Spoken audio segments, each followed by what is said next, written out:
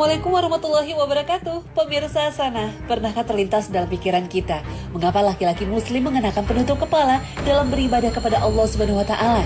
Seperti peci, kopiah dari corak dan warna-warni. Banyak jenis penutup kepala yang mereka pakai sesuai dengan tradisi daerah masing-masing. Di Arab, orang-orang biasanya memakai sorban atau turban, sejenis pakaian yang dikenakan di kepala. Biasanya kain itu digulung atau diikat di kepala. Inilah yang dalam bahasa Arab disebut imamah.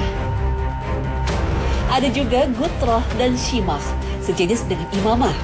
Biasanya berwarna putih, sedangkan shimah itu mirip seperti gutroh, tapi ada corak-corak merah.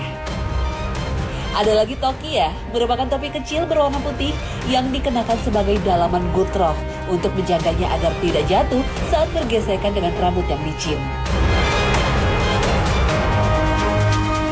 Di Turki ada fes dan di Mesir disebut tarbush. Fes berasal dari Yunani kuno dan diadopsi oleh Turki Utsmani. Di Istanbul sendiri, topi fes ini juga dikenal dengan nama fezi. Di Asia Selatan, India, Pakistan, dan Bangladesh, fes dikenal sebagai Roman cap atau Rumi cap. Ini menjadi simbol identitas Islam dan menunjukkan dukungan Muslim India atas kekhalifahan Ottoman. Di Indonesia dan negara-negara di Asia Tenggara, kaum pria yang sedang sholat biasanya menutup kepala dengan peci, yang di Malaysia, Brunei, Singapura, dan Thailand Selatan disebut songkok. Kondom peci merupakan pengembangan dari penutup kepala fez atau fezi yang berasal dari Turki. Selain bentuknya yang hampir mirip, namanya pun hampir serupa. Orang Turki melafalkan fezi dengan peci. Itu sebabnya orang Indonesia menyebutnya peci. Perbedaannya antara peci dan fezi atau torbus konon karena dimodifikasi dengan blangkon Jawa. Terlepas dari fenomena memakai penutup kepala pada saat sholat bagi kaum pria muslim, sebenarnya apakah memakai penutup kepala saat sholat bagi pria muslim memang dianjurkan? Kepala sebenarnya bukan aurat, baik saat sholat maupun di luar sholat. Jadi tak masalah mau ditutup atau tidak. Akan tetapi, menutupnya sesuai dengan kebiasaan masyarakat setempat dan tidak bertentangan syariat. Maka itu termasuk dalam kategori perintah memakai pakaian bagus seperti dalam firman Allah Subhanahu wa taala. Wahai anak cucu Adam, pakailah pakaianmu yang bagus pada setiap memasuki masjid. Al-Quran Surah Al-A'raf ayat 31. Imam Atiyah Syakhir rahimahullah, seorang anggota Dewan Fatwa Al-Azhar, pernah ditanya tentang orang yang sholat tanpa menutup kepala, baik imam, makmum, maupun orang yang sholat sendirian. Maka ia menjawab, menutup kepala ketika sholat tidak ada hadis sahih yang menganjurkannya, sehingga ketentuannya diserahkan kepada adat kebiasaan setempat. Jika menurut norma yang berlaku menutup kepala merupakan etiket umum, maka hal itu dianjurkan dalam sholat, sesuai dengan kaidah yang menyatakan bahwa adat kebiasaan itu berlaku terhadap apa yang tidak ada dalilnya. Namun jika tradisinya adalah selain itu, maka tidak mengapa membuka kepala. Apa yang dipandang baik oleh kaum muslimin, maka di sisi Allah itu juga baik. Diriwayatkan oleh Ibnu Asakir dari Ibnu Abbas radhiyallahu anhu bahwa Nabi SAW pernah membuka sorban penutup kepalanya dan menjadikannya sebagai sutrah atau sajadah di hadapannya saat mengerjakan sholat, sehingga tidak ada seorang pun yang lewat di depannya. Wallahu a'lam.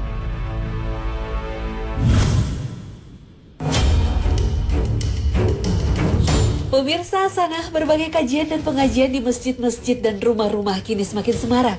Selain karena tingginya kesadaran masyarakat muslim untuk memperdalam ilmu agama, belajar langsung dengan guru dengan bertatap muka mempunyai nilai tersendiri di hadapan Allah Subhanahu wa taala.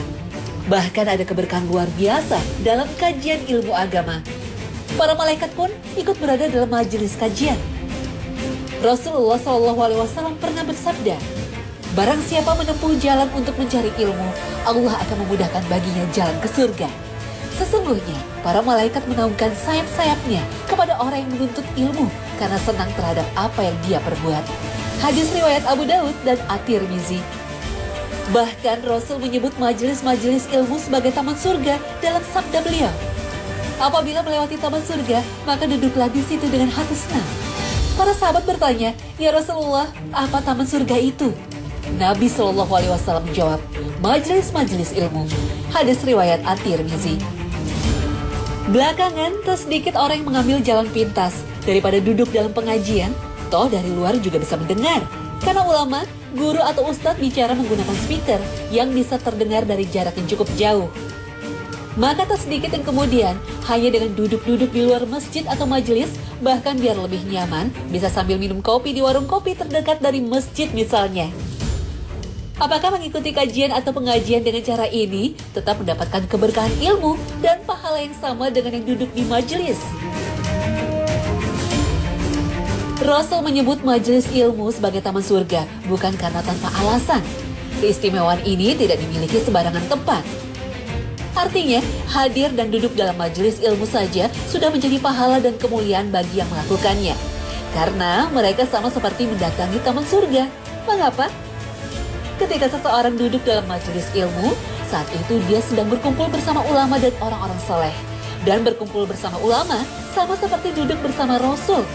Sebagaimana Rasul Shallallahu Alaihi Wasallam tegaskan dalam sabdanya, barang siapa yang duduk bersama ulama, maka dia duduk bersamaku.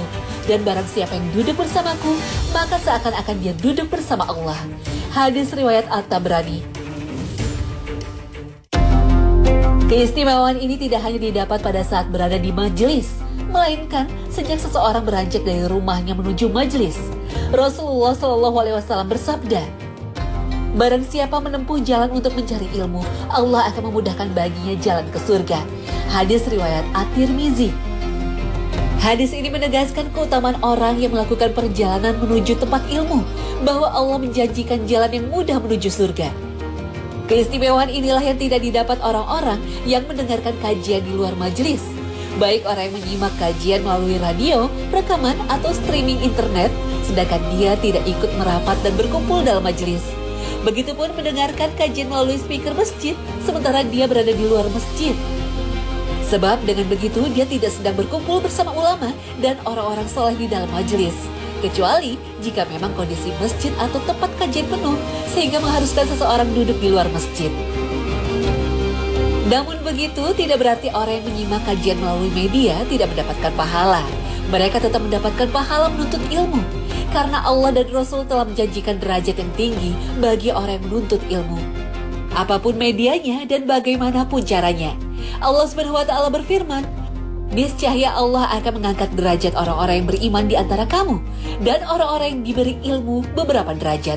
Al-Quran Surah Al-Mujadalah ayat 11. Hanya saja menghadiri langsung lokasi majelis ilmu tetap lebih baik dan utama. Seperti Rasulullah SAW pernah sabdakan, tidaklah suatu kaum berkumpul di salah satu rumah dari rumah-rumah Allah, masjid, membaca kitabullah dan saling mempelajarinya, melainkan akan turun kepada mereka ketenangan. Mereka akan dinaungi rahmat, mereka akan dilingkupi para malaikat, dan Allah akan menyebut-nyebut mereka di sisi para makhluk yang dimuliakan di sisinya. Hadis riwayat Muslim.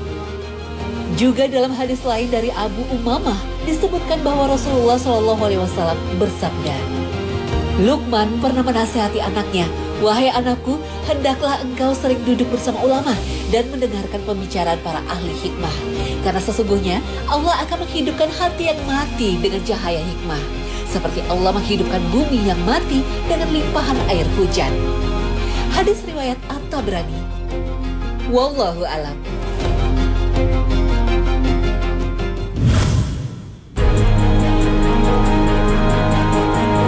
Pemirsa hasanah, Nabi Shallallahu Alaihi Wasallam tidak pernah makan sambil bersandar, tetapi duduk di lantai dengan menekuk kedua lutut dan menduduki bagian dalam telapak kaki, atau dengan menegakkan kaki kanan dan menduduki kaki kiri.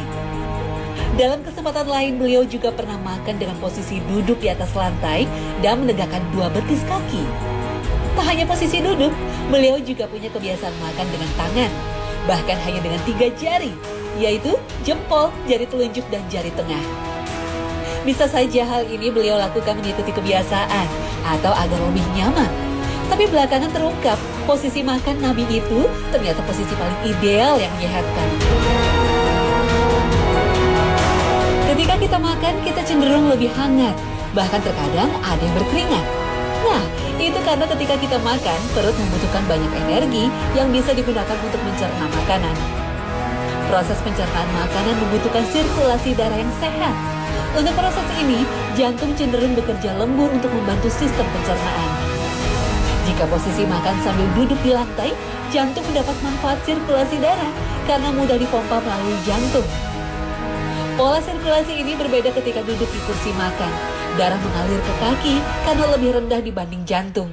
Artinya, makan dalam posisi duduk seperti yang dilakukan Nabi Shallallahu Alaihi Wasallam terbukti lebih tepat dan sehat.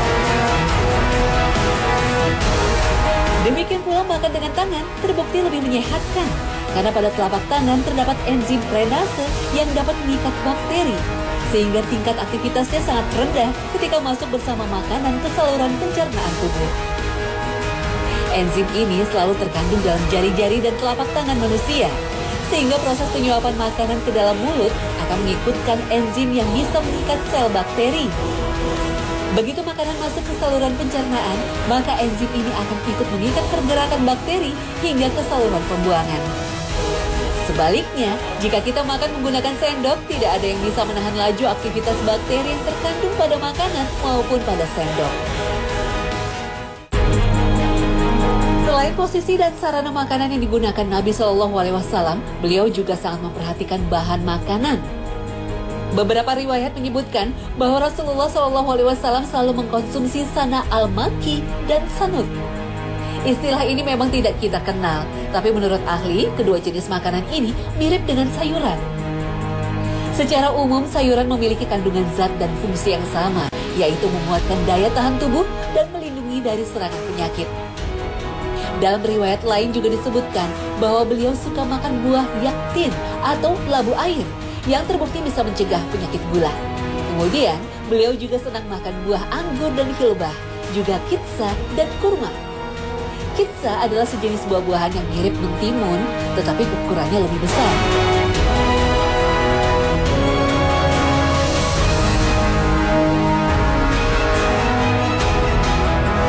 Tak hanya soal makanan, kebiasaan hidup sehari-hari Nabi Shallallahu Alaihi Wasallam menarik untuk diikuti.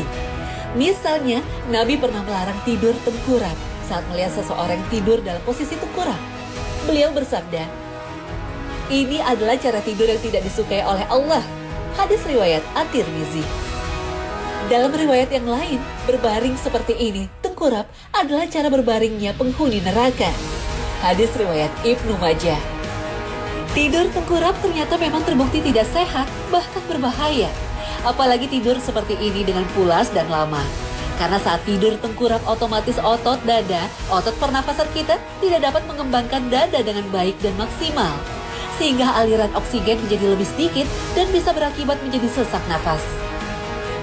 Demikian juga tidur pada sisi kiri badan, yaitu menghadap ke kiri, juga berbahaya. Karena organ-organ bisa menghimpit jantung, sehingga sirkulasi darah terganggu dan mengurangi pasokan darah ke otak. Oleh karena itu, Rasulullah Shallallahu Alaihi Wasallam selalu tidur dengan posisi miring ke kanan. Dan inilah posisi tidur yang paling baik. Tidur dengan posisi miring ke kanan dapat membantu melancarkan aliran darah dari bilik jantung sebelah kiri. Maka seluruh anggota tubuh selain tangan kiri akan berada sejajar atau di bawah jantung, sehingga darah pun akan dengan mudah mengalir ke seluruh bagian tubuh sesuai dengan hukum gravitasi. Dan posisi tubuh seperti inilah yang baik untuk jantung. Tindakan yang pernah dilakukan Nabi Shallallahu Alaihi Wasallam semasa hidupnya tentu yang terbaik dan bermanfaat.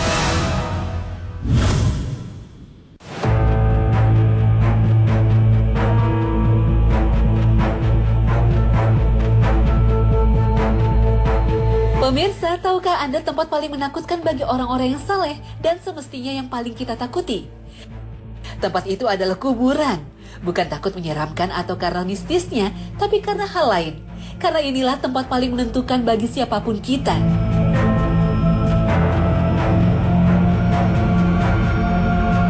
Nabi dan para sahabat seringkali mendatangi tempat pemakaman bukan untuk mencari atau meminta sesuatu, tapi zikrul maut, mengingat akan kematian. Kematian yang sewaktu-waktu datang tanpa disangka dan diduga. Bahkan dalam keadaan sehat dan bugar sekalipun. Sahabat mulia Utsman bin Affan selalu menangis setiap kali melewati kuburan, tapi tak bereaksi saat mendengar azab neraka. Saat ditanya alasannya, ia mengatakan, "Sesungguhnya aku pernah mendengar Rasulullah SAW bersabda, Sesungguhnya liang kubur adalah awal perjalanan akhirat. Jika seseorang selamat dari siksaannya, maka perjalanan selanjutnya akan lebih mudah. Namun jika ia tidak selamat dari siksaannya, maka siksaan selanjutnya akan lebih kejam. Hadis riwayat Tirmizi.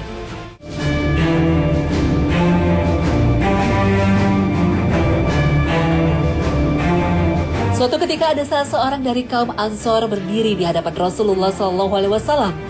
Seraya bertanya, "Wahai Nabi Allah, siapakah manusia yang paling cerdik dan paling tegas?"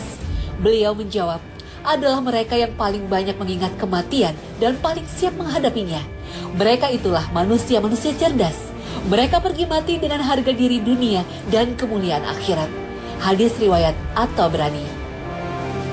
Orang yang paling cerdas di sisi Allah adalah mereka yang paling sering mengingat kematian dan paling siap menemui ajal. Wallahu a'lam.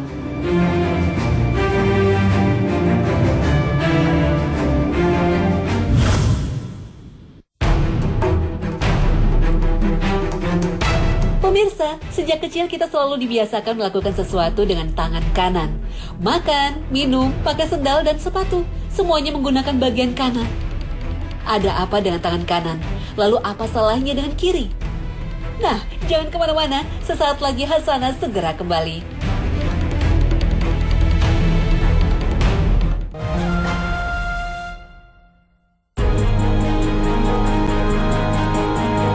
Pemirsa Hasanah, sejak kecil kita diajarkan oleh orang tua agar selalu menggunakan dan mendahulukan tangan atau kaki kanan.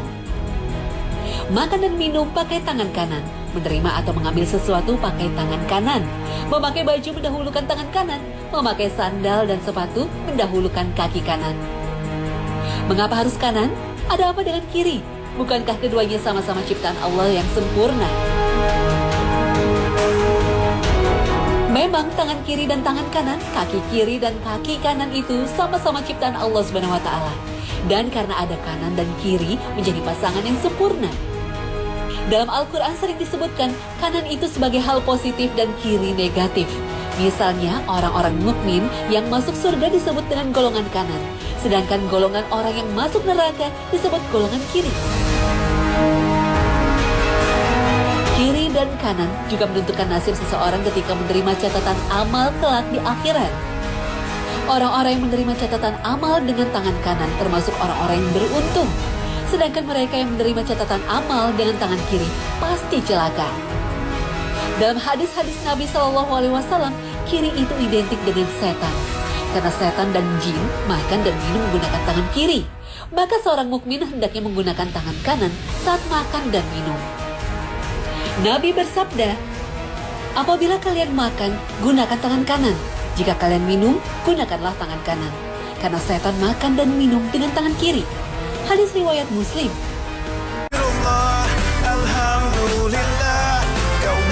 Nah pemirsa, sampai di sini akhir perjumpaan kita hari ini. Semoga Allah Subhanahu wa taala senantiasa memberikan hidayah dan taufiknya kepada kita.